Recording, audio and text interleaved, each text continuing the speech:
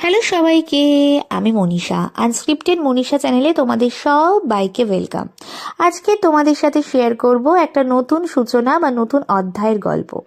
যদিও এই গল্পটা আমার সাথে যুক্ত না, আমার মাসিমণির ছেলে আমাদের সবার প্রিয় দাদার ফ্ল্যাটের গৃহপ্রবেশ ছিল। যাই হোক, সেই দিনটা আমাদের কাছে খুব আনন্দের ছিল, কারণ ফ্যামিলি থেকে কখনো যদি ইনভিটেশন আসে, সবার আগে মাথায় চলে যে সবার সাথে দেখা হবে। অনেক বড় বড় ফ্যামিলিতে লোকজনরা অনেক দূরে দূরে থাকে, কাজের ব্যস্ততায়, নিজেদের জীবনের ব্যক্তিগত জীবনের ব্যস্ততায় সবার সাথে সবসময় দেখা হয়ে ওঠার সুযোগ কিন্তু হয় না। তাই সবাই যখন কোনো একটা নিমন্ত্রণকে কেন্দ্র করে এক জায়গায় হই, তখন মাথার মধ্যে এটাই চলে যে সবার সাথে গিয়ে অনেক দিন পরে দেখা হবে, গল্প হবে, আড্ডা হবে। এবং সেই সূত্র ধরেই কিন্তু সেই নিমন্ত্রণ বাড়িগুলোতেই আসা।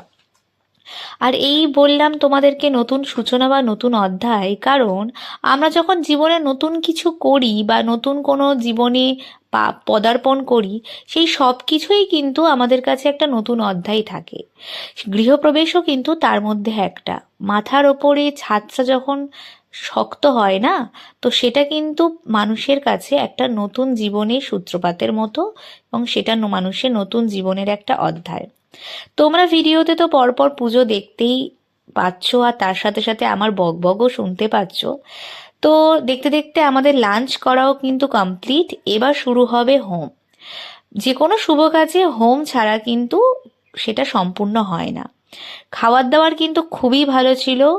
কচুরি, কাশ্মীরি আলুর দম, এছাড়াও ছিল সাদা ভাত, ভেজ ডাল, বেগুন ভাজা, তার সাথে পনির, ফুলকপির তরকারি, চাটনি, পাঁপড়, মিষ্টি, যেরকম থাকে। নিরামিষ খাবার হলেও এতটাই টেস্টি হয়েছিল যে আমি কিন্তু অনেকটা খাবারই খেয়েছি।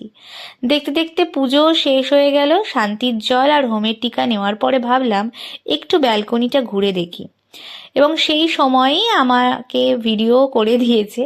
ভালোও লাগছে বেশ, এই ক্লিপটা তোমাদের সাথে দেখাতে পারলাম। তারপর পুজোর প্রসাদ শিরুনি খেয়ে সবাইকে বাই বাই করে এবার বাড়ি যাওয়ার পালা।